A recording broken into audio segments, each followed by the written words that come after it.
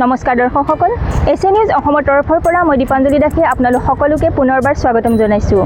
প্ৰিয় দৰ্শক, মই বৰ্তমান উপস্থিত আছোঁ গোলাঘাট জিলাত অৱস্থিত শ্ৰী শ্ৰী আঠখেলীয়া নামঘৰৰ মুখ্য তোৰণৰ সন্মুখভাগত।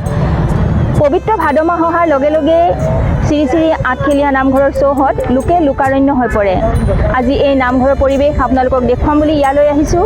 গতিকে বলকচোন আমি ভিতৰলৈ সোমাই যাওঁ।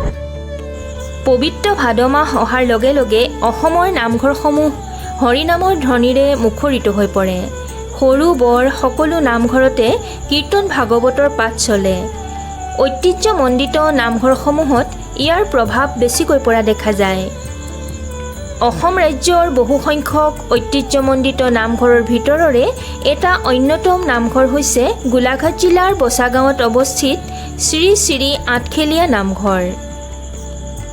শ্ৰী শ্ৰী আঠখেলীয়া নামঘৰৰ আৰম্ভণি কেতিয়া আৰু কেনেকৈ হৈছিল সেই কথা নিশ্চিতভাৱে ঠাৱৰ কৰিব পৰা সম্ভৱ নহয় যদিও বহু লোকে কয় যে ঘিলাধাৰী, মক্ৰং আৰু কাকডোঙা এই তিনিওখন নদীৰ ওচৰা ওচৰিকৈ থকা সংগমস্থলত অৱস্থিত শ্ৰী শ্ৰী আঠখেলীয়া নামঘৰৰ নামকৰণ নামঘৰৰ চৌপাশে থকা ৮টা কুৰিৰ পৰাই হৈছে।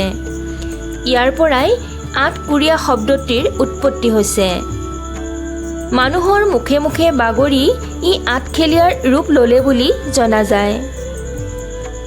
আমি জানিব পৰা মতে ১৬৮১ চনত আহোম ৰজা গদাপানীয়ে এই নামঘৰটো নিৰ্মাণ কৰোৱাইছিল। ১৯৭০ চনৰ আগলৈকে এই অনুষ্ঠানভাগীৰ নাম আঠখেলীয়া হৰি মন্দিৰ আছিল।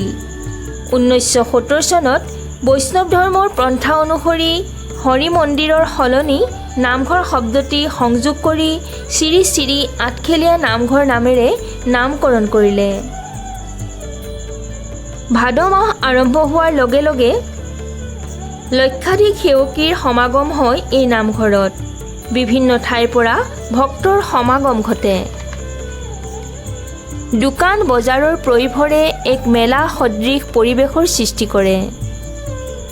ভগৱানৰ প্ৰতি থকা আস্থা আৰু বিশ্বাসৰ বাবেই বছৰটোত এবাৰ ইয়ালৈ আহি ভগৱানৰ ভক্তসকলে মূৰ দোৱাই আত্মসন্তুষ্টি লাভ কৰে।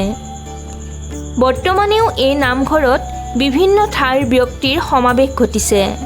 লোকে লোকাৰণ্য হৈ পৰিছে শ্ৰী শ্ৰী আঠখেলীয়া নামঘৰৰ বাকৰি।